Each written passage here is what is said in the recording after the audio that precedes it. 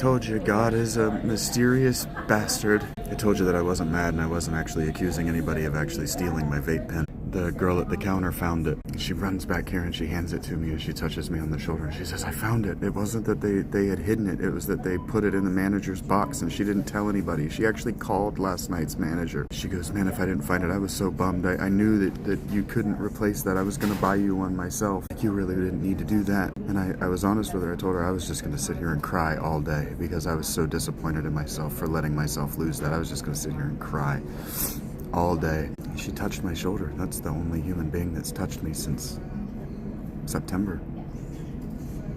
You know, we all go through our different hardships. And I was asking Tax yesterday, and it's relevant to this situation. You know, I asked Tax, are you doing the best you can?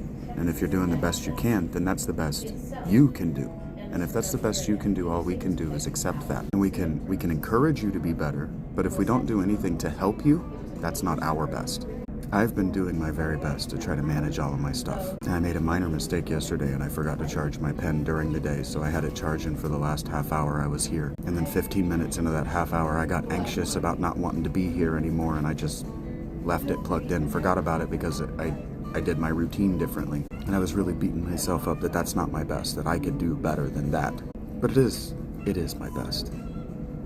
Forgetting things, we all forget things. And I have a right, just like you have a right, to expect that our things are ours and that people are going to respect our things. And so what I'm telling you is that what she could have done is not cared. She could have not cared. She could have waited until 5 o'clock when her manager came in the store and brought that back to me and asked me if it was mine. That could have happened, but she decided to be proactive. She decided to help somebody. And that is the best I've ever seen her. And you know, it doesn't mean nothing, but I took the time multiple times to ask her how her day is doing. She brought up her dad and that she was afraid of her dad, and so over the course of several days I asked her, how's your dad doing? He's a truck driver and she gets really anxious when it snows, and so it snowed a lot this winter, and so every time it snowed I'd ask, hey, is your dad on the road? Is he okay? She would tell me the truth. Yes, he is. Or she got really excited one day and she's like, no, he's got the weekend off, so he's not going to have to drive in any of this snow. And it was really happy for her. And so she was able to reciprocate. I don't know if she was looking for an opportunity to reciprocate that concern in my life, but she did.